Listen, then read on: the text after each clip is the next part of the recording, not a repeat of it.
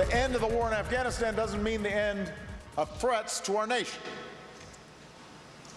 As I've said before, even as we decimated the al-Qaeda leadership that attacked us on 9/11, al-Qaeda affiliates and like-minded extremists still threaten our homeland, still threaten our diplomatic facilities, still threaten our businesses abroad.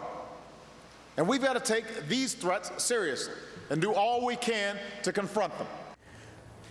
President Obama at Camp Pendleton earlier this week delivering a somber message about the threats we still face from al-Qaeda and other extremists. Mr. Obama also commented on the terror threats and the progress we've made against al-Qaeda when appearing on The Tonight Show with Jay Leno. And again answering questions on the issue at a news conference at the White House Friday afternoon. And so we begin our topic of discussion on News Watch. Jim, The Tonight Show, was it the right place, the proper place to talk about such weighty issues as terror alerts? Well, I mean, actually, Jay Leno asked a lot tougher questions than did the New York Times, so I guess maybe it was better. Look, I have to confess, as an avid news consumer here, I'm suffering a little bit of whiplash because all through 2012, we were told al-Qaeda's on the run. Even after Benghazi last September, they said, oh, they're still on the run.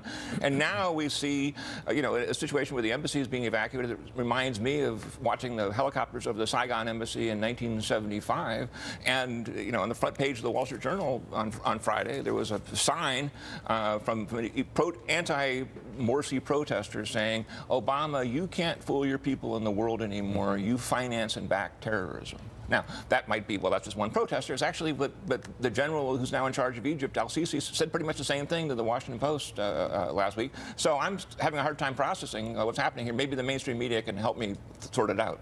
Well, Judy, help us out with this. Was this the right venue, or is the president doing a step-by-step process of getting away from answering tough questions by the mainstream media or the media organizations that typically ask him those kinds of questions? Well, Kelly, I think that's his M.O. I mean, he loves doing that. This was his 6th appearance on Jay Leno. I mean, clearly it's a lot easier to just shoot the bull with, with Jay, than face the White House press corps, Ellen Ratner, including, who are going to ask tough questions because they know the issues. So he goes around them. He goes around us all the time, and we let him get away with it. Don't ask tough questions. Well, sometimes they do, because they've started We have Ellen to ask right tough here, questions. and I see Ellen from time to time at the White House when we're there together. Right. And when the news briefing takes place with the president, do people get around asking the tough questions? I think people do ask tough questions. I think sometimes, it's some of the TV people want to get that clip on, so they ask the same question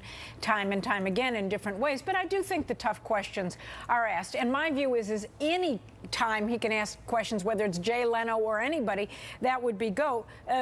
But I have to say, Political came out with the quote of the week. He's campaigning to get back to being Barack Obama again. I saw that. What did you think about that, Jedediah? I thought for him it was the right venue, because for this president, I think likability is key. And I think when you have issues like Benghazi, when you have a lot of circumstances where he's been on both sides of the issue, lots of stories changing, lots of inconsistency, both domestic and foreign policy-wise, I think it's important for him to get on TV and remind everyone, hey guys, you still want to have a coffee with me.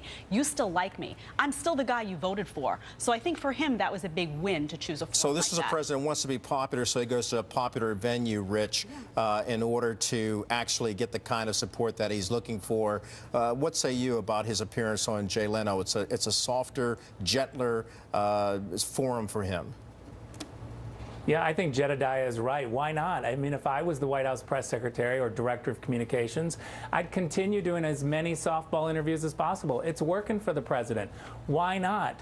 It's the White House press corps that is failing. I mean, seriously, folks, if you just spent 9 months watching candidate Obama throughout 2012 tell you that al-Qaeda was decimated, and then now we're closing 22 embassies and consulates across North Africa and the Middle East, that doesn't ring true. There's a problem here, and the press should be all over this. However, the White House press is a joke. On Friday, Jessica Yellen, who is the CNN White House correspondent, is tweeting out that sources are telling her that the White House is going to react in a big way to more transparency when it comes to the NSA issues. That source is a White House person telling her. They're just taking what the White House says and just regurgitating it. Jim, I see you weighing in on this, or you want to weigh in on this real quickly. But let me read something real quickly. It's an op-ed from the Wall Street Journal, Ali Soufan, who says the disconnect lies in our failure to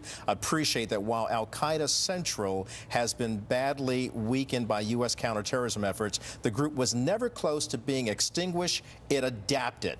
Anyone else in the media see it the same way? Well, I think that's correct. It's just not what we were told last year. Look, I mean, the president got away on Jay Leno with saying, quote, we don't have a domestic spying program. And the media just sat there and took that, too. I mean, as if the NSA doesn't exist. But Tom Bloomer at Newsbusters caught a great example of where the media cover for the president. On the Tonight Show, he was talking about the geography of ports, and he talked about the Gulf Coast ports and he rattled off Charleston, Savannah, and Jacksonville, which of course are on the Atlantic Ocean.